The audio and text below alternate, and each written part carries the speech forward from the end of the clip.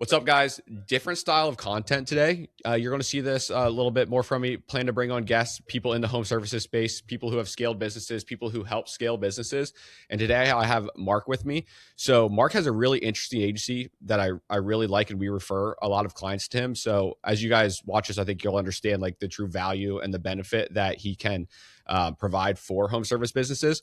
So to say it simple, in my words, he helps scale businesses with meta ads, but there's a lot more to that. He handles a lot more operational intensity to allow you to do it with much shorter time commitment on your side, right? And so, Mark, if you don't mind just breaking it down a little bit, and after Mark breaks down what he does, we're going to run through a checklist of if we were starting a home service business today from zero, from scratch, what exactly would we do to start the business, scale the business, and so on from there? Yeah, appreciate you, Andy, and I appreciate the referrals. I refer just about everybody I talk to who's interested in SEO and websites to you guys because you've worked with some of my clients, and I see the results. I see the leads coming in, and it's really encouraging to be confident to be able to refer someone when you know they can help people win. It's like oh yeah, there's this one guy somewhere. Like no, like I know these guys get it done. I see the reports. I'm in the Slack channels.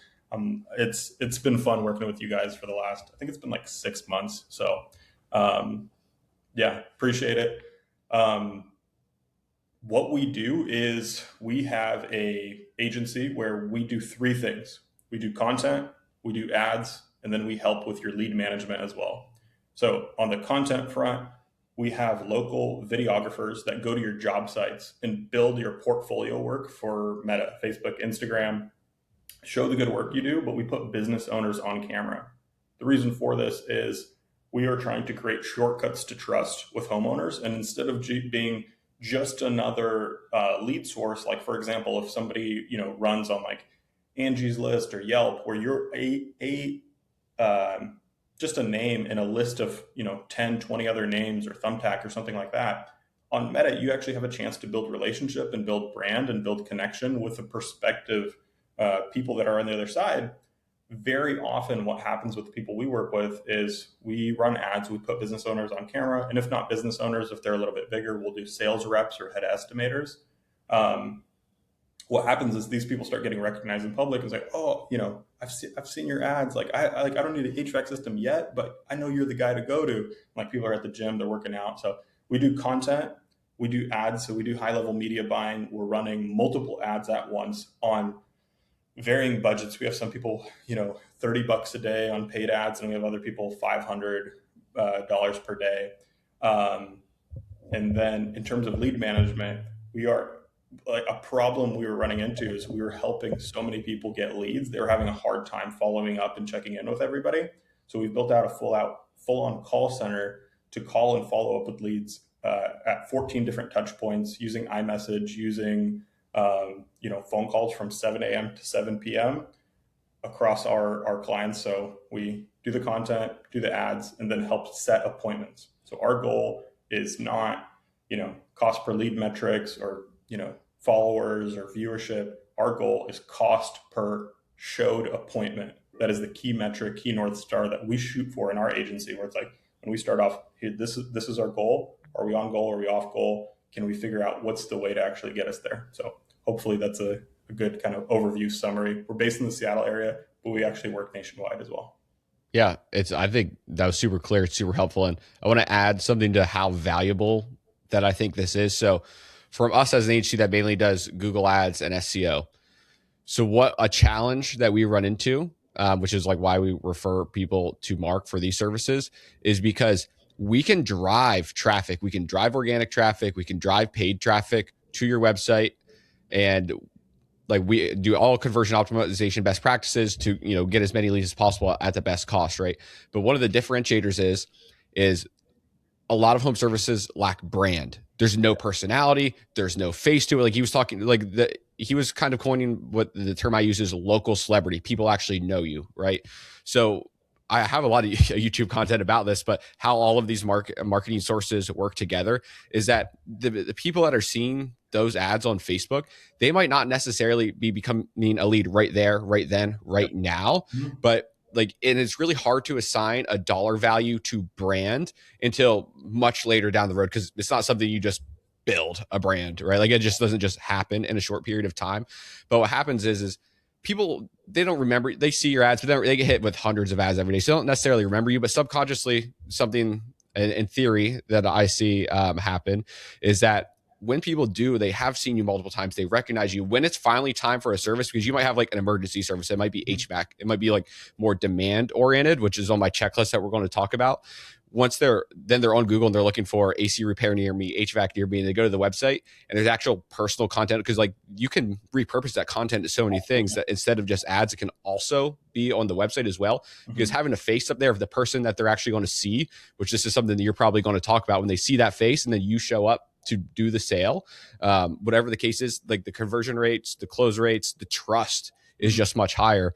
So I just wanted to add that to your point, but I want to hop into this checklist because throughout this checklist, I think we're going to hit on a lot of those things. Yeah. And so I want to let you roll first and see where you start. And then I'll hop into, because it'll be interesting to see the two standpoints, because both of us have seen inside potentially thousands of home service businesses. Yeah. And so like the pattern recognition is very high here. Like this is going to be extremely valuable, and we're marketers. So we really get it. Yeah. I talk to so many home service business owners. I might be talking to 5 to 8 per day, like new ones. And what we talk about is, I do an assessment and I don't force my service on them, because not everybody is ready to run meta ads. Sometimes you need the fundamentals. You need like the checklist, the items that I would do if I'm starting from ground zero is I'm getting a Google business page up and running, a decent website. Doesn't need to be full-fledged, 250 pages with all the SEO branches, like just like single page, 3-page, whatever it is. Get the Google business page up and running, have that exist, get a few reviews rolling. What I've noticed is people who run meta ads with a high level of Google reviews convert meta ads better. And what happens is, like, to your point, people who run meta ads, they get more Google organic traffic. It all works together. It all works in cohesion. And sometimes you lose some in like attribution, where it's like, well, am I spending like the exact amount of dollars in this thing versus that thing? It matters because you're like, what's my return on investment? But at the end of the day, every marketing channel works. Like yard signs work, door-to-door works, flyers works, everything works. And it's just a matter of like, what's the total invested amount, and then what's the total return. But yeah, first item on the checklist, I'd say, getting that Google business profile verified. I know you guys harp on this heavily, but getting a physical location instead of a service area, that's massive. Next item would be to get Google LSA set up, because that's just the most, like you talk about demand, you talk about intent. There's just the lowest amount of risk. I guess this depends on your price point and your margins, right? Yep. Like for some businesses, Google LSA does not make sense financially, but for those who do, for those who are like higher ticket, maybe roofing, HVAC, potentially some electrical services, remodelers, like all those folks on Google LSA, great fit. Sometimes very low ticket, like I know junk removal could be challenging for Google LSA, like price wise, but something like that, like you're just capturing the most high intent people right there, and it's very low risk. It's not that challenging to set up. It'd be that. Third thing, people kind of hate on the like lead gen platforms like Angie's and Yelp and et cetera, et cetera. I know this for like at least in a few markets, Yelp does a promotion where they give out like $300 of free ad credits. If you're just getting off the ground, it's an amazing little tool where it's like, hey, I'm spending $300 on ads. You can get the ball rolling and get your first few leads just like that. Yep. So it'd be just to set up those pages. You're not taking a ton of risk, but then after that, it's pretty much choosing a channel and then going heavy into it, whether it be Meta, whether it be YouTube, whether it be door to door, whether it be trade shows or something like that. I know people who are successful in those channels, but those would be the key like order of operations or key sequences that I would do if I was starting. Yep. Yeah. So where I started is I actually took from the standpoint of I don't have a business yet. Mm-hmm. So what home service business would I select to do? Mm-hmm. And so like this is my answer, but everybody's answer is going to be a little bit different because you might have like something that you're interested in, or maybe you already have a skill set in something. Right. So you might be an electrician. You're not going to go start a roofing company when you have that skill, right? So, but for me, I'm picking a high ticket service because you got to think about the economics of the business. And so typically an average ticket of 3,000 to 20,000. So I'm biased toward. I really like roofing. We work with a lot of roofers. The economics for what we do for them on the SEO side just makes a ton of sense. Like it makes a ton of sense to do. The business economics makes sense. A little bit easier to scale. And then there's typically in a higher ticket service, typically there's going to be a higher barrier to entry. So like you talked about like junk removal and LSA, right? Extremely low barrier to entry. Anybody who has a truck and feels like grabbing other people's trash can do it, right? Mm-hmm. So at that point, all of this, like in home services, you have to not sell yourself as a commodity in order to not compete on price. And junk removal is something I have no idea how to not compete on price. Like you are a complete commodity because everybody can do it. So when I'm talking about barrier to entry, there's either skill, like licensing, like an apprenticeship, become an electrician, whatever the case is, capital requirements as well. Not everybody has the capital to invest in like the trucks, the teams, the insurance. There's just various things that go into a business. So for me, it's picking a high ticket service and then a demand service. So I really like something that's a need and not a want. Although, caveat, I do really like remodeling. I like remodeling a lot. High ticket, good margin on remodeling. So you just make sure you're like in a little bit more affluent area, probably that can, have the 30 to 50K to, do a nice bathroom remodel or bigger size kitchen remodels, things like that. But what I mean by a demand service is, I live in South Florida. If your air conditioner breaks in July here, like you're going to figure it out. Like you are going to find the money and you're going to figure it out and you're going to get it fixed, or else you're going to have a really tough time. Same if there's a hole in your roof and there's like we have a hurricane and there's a hole in your roof, like it's leaking. Like that's demand. Like you have to get this fixed. Like it's absolutely necessary. So that's just like how I think about picking a service. And then before I even get in the market, I just have one more touch point to that is, there's kind of a matrix here. There's when you're picking like a location to do this in from population density size. So lower population, less competition, but there's going to be less upside because there's less people that you can naturally service. Mm-hmm. So if you go that route, you might end up having multi-location, meaning you're in a bunch of different small towns, which depending on like the operator, the lifestyle, like your independent goals, like you got to select that for yourself, but it's possible to do that. And I've seen it done successfully. And I actually like that because I'm from a small rural town and I look at the competition and there's just none. Everybody competes on word of mouth. Where are you from? I'm from, even outside of this, I'm even further out, is Williamsport, Pennsylvania. It's a small place. The only way you would know it is Little League World Series happens there for baseball, but I'm even further outside of that. I'm like really, really small town with not even a red light in my town. It's that small. So like I'm familiar with those areas. Now I live in a higher population urban area and I go for a walk and I see like 8 HVAC trucks on like a 30-minute walk. It's crazy. So high population, more competition, but also more upside. And so just depending upon your location, a lot of times for people, just going to be where you live is going to be the thing. But if there's a selection, I am actually biasing towards a little bit lower competition area. And it depends on the size of the business you want. Like you're not going to probably build a $50 million a year business, but if you want to do $2 to $3 million, very possible, probable, honestly. I could just touch on that for just a second. So I'm in the greater like Seattle metro and I work with about 70 different businesses in the Seattle area.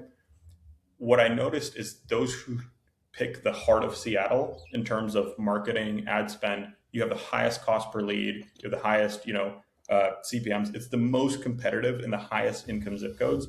But those who choose the, 30 minutes outside of the airport, so the little suburbs on the side, like you can dominate and you could, like you said, you could build a $2 to $3 million business in that 30 minutes outside of the airport location. But it's not by trying to go way too broad and way too, out there where you're like, oh, I'm driving 2 hours to go do a job. No, if you're in like a very concentrated area, I think there's huge opportunity.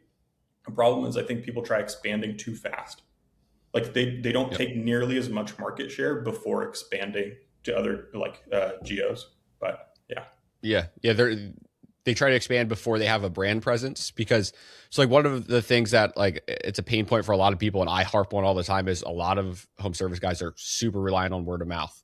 And it's totally fine. Like word of mouth is great, excellent. Get as many referrals as you possibly can, but you're not going to get it if you don't have like a track record, Google reviews, like a lot of past customers, and then if you don't have a brand. And so both of these are going to take time. So like you're saying, expand too quickly, and I totally agree. I view businesses in like 5-year timelines. I think in order to build something that's really good, really sustainable, and as you as the owner starts to like, you kind of start to have management in place and things like that where you can step out a little bit. Like I think year 5 is a really special moment for that, because you can grow fast, but like you can't speed up the time of learning too much. Like you have to go through the hard times, you have to go through the pain to be able to do it. But I want to touch on now with you brand, because like this is huge for like exactly what you do. Because this is my next thing. It's like mine is also mine's multiple Google business profiles, all physical addresses, 10 to 20 miles away. So you really dominate. Like each one's getting like 30 calls a month minimum, probably, if you're ranking top 3 for your service. So that's great, because that's no customer acquisition costs technically. And then next is I like meta ads, but the thing is, like for you, you built that cost center, because the thing is most people will fail because they don't have a sales process, because their speed to lead is 2 hours instead of 3 minutes.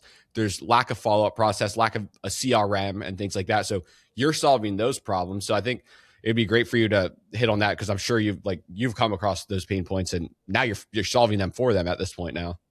Yeah. So what we've realized, okay, we run the ads, we build the brand, leads start getting generated, but these guys, like, there needs to be a mindset shift from, hey, I'm working in the business, my hands are wiring the electrical panels as an electrician, to now I'm a business owner.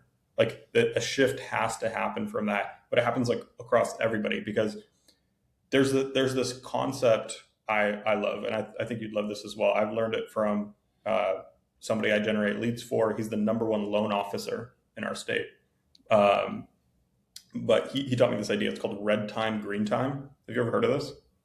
Nope, So first time. this is cool. So red time, like for example, in the context of your agency, is you're in the websites, you're creating, the additional pages, you're launching the Google business page, you're helping with the verifications, you're launching the ads. That's red time for your business. It's required, and it's necessary for you to have a good, product that you actually deliver to customers. For an electrician's context, you're out there, you're wiring the panel, you're ordering the supplies, you're a remodeler, you're picking up the flooring or whatever. That's red time. You're like getting the job done. Or you're a general contractor and you're, checking on the guys, making sure everything gets done. Red time. Then there's green time. Green time is anything you can do to actually grow your business and generate new leads, right? Like, for example, this is a form of green time for me, because I am going to reach out to your audience and I'm going to, as a result, see more people. Forms of green time could be like for luxury remodelers, it's networking with interior designers. For real estate agents, it's getting in front of customers, but for loan officers, it's getting in front of real estate agents. It's like, getting on the phone with them, building relationship, grabbing coffee. If you have a system for green time, it will change your life. The problem with a lot of these business owners, where you're small, you're under $1 million per year, and you're living in red time, and you have you can't even create capacity for green time because you think you can't afford it. Like you think you can't, you Yep. can't afford a sales guy. You can't afford, a service tech that, yeah, you're going to go from not making 15, 20,000 a month. You might have to drop your own income down for a bit to 5,000 a month, feel the sacrifice and hire somebody. But that's what's required actually to grow. Yeah. Um, but yeah, like the leads would be coming in, but people are so in their red time that they don't even have time to, like, for the green time, because they have no time for green time. They live in that roller coaster of, I'm busy this week, I have nothing going on next week. I'm busy this week, I have nothing going on. And Yep. it's not predictable. The time management is horrible. It's just very reactive based on, oh, what did this person need? What did that person need? There's no like methodology for actually growing. So what we're doing is we're calling leads for people, setting appointments for people, working with their calendars and their schedules. So their whole job then just becomes sales. Now, Yep. sales process. So, like, speed to lead is one thing. Sales process for home services, there is like a few people that really do this well. And like working with those people is so much fun because you can send them as many leads as possible, and they're just going to make a ton of money. Yep. I don't know, like I don't know if you're allowed to say, or do you have any clients or customers that they're just next level in terms of the actual sales process? Yeah, they're like one of the things that separates them that makes them super dialed and like these guys are one of our best case studies, one of the biggest businesses we work with, but I've seen it happen over time with them. Is that first they track data, right? So they actually know like I got this many leads, I sat with this many appointments, and I closed this much at an average ticket. It's really not that crazy of a thing to track in a spreadsheet. You go in on Sunday, every Sunday, do it. It's like literally takes you like maybe 10 minutes. So like once you actually just once because these guys are really good. They have really clean, clear data. And Mm-hmm. so once you can see like, okay, I'm only closing these leads at 14%. Are they super unqualified? What's the issue or whatnot? But these guys, they have a script. Like, and so now they have a sales team because especially if you're going to build a sales team, you have to have a script. You can't let everybody just be cowboys and just run out and just like do whatever. And like, oh, this one guy outperforms. He's doing great. Everybody should do it like him. Like there has to be a system at some point. But for these guys, like you're saying, before I ramble on for too long, it's just that they have a process. It's a process. Like they know how they're going to greet them. They know how they're going to do their discovery, which is probably the biggest part is the discovery. They know how they're going to make their pitch, and they know they literally like there's only like 4 types of objections you get in a sales process. There's like the partner objection, the price objection. Can't name some others off the top of my head, but you guys all know everybody has gotten them before, Mm-hmm. and you just have to have a predetermined response of how Mm-hmm. you handle those because they're not new. And Yeah. like you should anticipate that they're coming. You should even try and solve them prior. But Yeah. these guys have scripts. And so Yeah. like every time like we just have like a burst of lead flow for these people, I'm just like excellent. Like I know they're gonna print money. They're gonna do great. It's gonna be awesome. Do, do you have a certain subset of clients that push financing? Um I don't know. I don't get too deep into their sales Mm-hmm. process to that extent.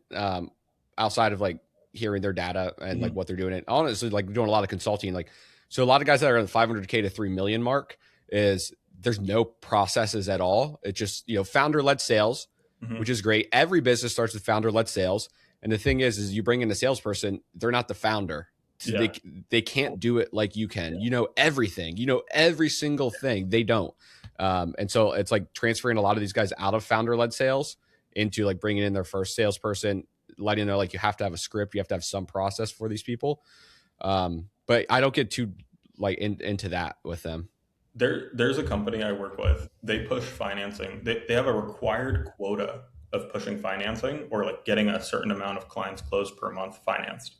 The reason for that is just because of the reality of our market and our economy, where the majority of American consumers are purchasing on financing.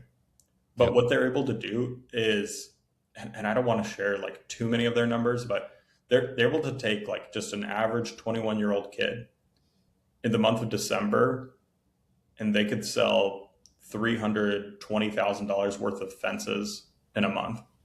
And this kid never sold home service in his life. Like to me, and I'm like, that sales process is like the next alpha, the next like huge thing where it's like if that sales education and training and systems and cadences and scripts, if that could be like exported like on mass scale, the lead channel doesn't matter that much. Like Yep. you can get leads from anywhere as long as you know how to close them and you can actually um, close them on the spot, close them same day. We were talking about like which business to pick, and you mentioned remodeling. The worst part about remodeling is the cash flow issues you'd run into Yep. because you have like I know some guys in this area that are doing, $750,000 remodels. Like it's not new builds; they're just renovating super nice houses. But that process is 8 months, and the cash flow is, you could run into cash flow issues versus like a HVAC or electrical business. Your cash flow you get it back in 2 days, 3 days.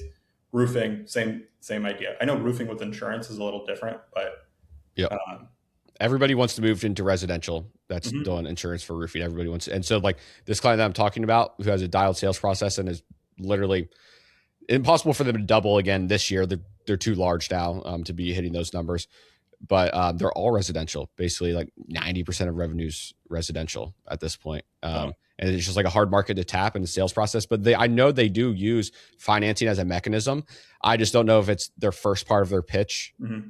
Is it? I Yeah. don't know. I'm gonna have to ask them about it now. But for me as a consumer, like the financing part is just so backwards to like just how I think about things a lot. Like I'm just Yeah. like pure math, and it's like what is going to be the least amount of money that I spend over X period of time to get this same outcome is how I think. But I mean, you see it like a firm is huge. I think even like see that data from Coachella last year. It was something like 70% of all of them were all the tickets were financed or something like that. It Yeah, was crazy. it's wild. I mean, like talking to business owners is a different conversation because like business owners like hate debt, hate Mhm. interest. They're like they never want to spend any additional dollar than they need to. Talking to consumers is a different thing because if like a consumer like, hey, I want a new HVAC unit. I want it right now. You know, like I'm like, oh, is it going to cost me if I put it on a 10-year loan? It's going to cost me twice as much. Like very short term thinking, but Yep. the reality is like people have like immediate needs. There are financing platforms out there that allow for no payments up front and then no interest for 12 months. Yep. The guys we see push that, their sales conversion rate typically goes from like 20 to 40%. Oh my gosh, it becomes a no brainer at Yeah. that point. With 12 months no interest is, yeah, I mean, it's just a good offer. It's So just a good offer. yeah. Yeah, because it gives people, it allows consumers. I mean, I guess I don't like look at the like credit card data and too much and whatnot, but like just general headlines that I see is like auto loans, credit card debt, everything is like rapidly increasing. Yeah. So with that timeline, I feel like there's a little bit more comfort in their mindset of like, oh, I have time to prepare for this now. Like this isn't like immediate that I'm going to be collecting interest and having to make these specific payments. There's like time that I have to prepare and start setting aside money. So therefore, this is a more comfortable purchasing decision for me. Yeah. I'm curious when we talked about like picking in like a big city versus some small town rural. How what's the like competition results difference on SEO that you see when they're because I sometimes go into like the like meta ads library and I'm like looking at a city population like I don't know 125,000 and I go to every like HVAC business and I check are they running ads, are they running ads, are they running and, like nobody's running ads and I'm like my goodness somebody could just Yep. absolutely clear here. Do you have something like that in like SEO wise in rural areas? Yeah. So like I think the easiest way for me to go about this is like call volume that I see in Mm, rural areas versus more urban areas. And so one thing to note here though is like it's so hard to talk about these things isolated without caveats because these guys that we work with are a little bit outside Austin. I'm not going to name them, but they're extremely high ticket service, home service business. And I mean, extremely high ticket. Like, I mean, they're doing like 200, $300,000 things. And these guys get 150 calls a month, and they're like not in a that's decent population. I don't know what it is off the top of my head, but like not what I would expect this type of business to be getting 150 calls a month for. It's absolutely insane. But the caveat is that these guys have run meta ads. They have a brand. They have an active Facebook page. They have an active Instagram. They're involved in the community. They're all of that. So mm, they get that. But could work with like the same exact business with a website with stock photos, no brand presence at all, relying on one singular lead channel, say SEO, Google Business Profile only. And in that area, I might see 25 to 30 calls typically. mm, And then in the urban areas, like the people with brands who have like been around for a very long time, like at this point, they have 1,000 reviews because like from an SEO perspective, like I'm not really going to come into Austin, Texas on a brand new business and a Google Business Profile with 0 reviews. Like that's we're in for a journey together, to do this. right, Like this is a big right. commitment to do. Um, so, but like, those bigger businesses in there could be ripping between low end 50 to 200 calls a month, depending on the service Yeah. that they have. Meanwhile, those other people might be hitting like 2 to 10 calls for a long period of time prior to, because there's a threshold that gets broken Hmm. in map rankings. Hmm. And it's like it's the top 3, and it's like it's not just the top 3 for this specific search term. It's like what has the majority of volume and what has high intent search. Right. It's not just like That's the thing with a demand service versus a luxury service, Right. because there might be a decent traffic for a bathroom remodel or house remodel of people looking around and shopping around. But for roofing near me, AC repair near me, those are high intent searches, demand searches. And when you start winning those, calls start flowing. So I don't know if that like directly answers the question, like the exact question that you're asking, Mhm. but that's No, where my mind went with it. that's a definitely interesting indicator where it's like if you are in a smaller area, it makes sense to like blitz every channel as hard as possible to be the number one very quickly. But yeah, the more competitive market, the longer it's going to take. Um, Andy, I have to jump. I have a client walking into the office, but this has been an absolute pleasure. It's awesome to work with you guys, and thanks for taking care of my clients well. Awesome. Yeah. Thanks so much. And we'll do another one again soon. I could have rambled on for a whole nother hour. Yeah, So yeah, thanks so much for coming on. I'll talk to you soon. awesome. Thank you, brother.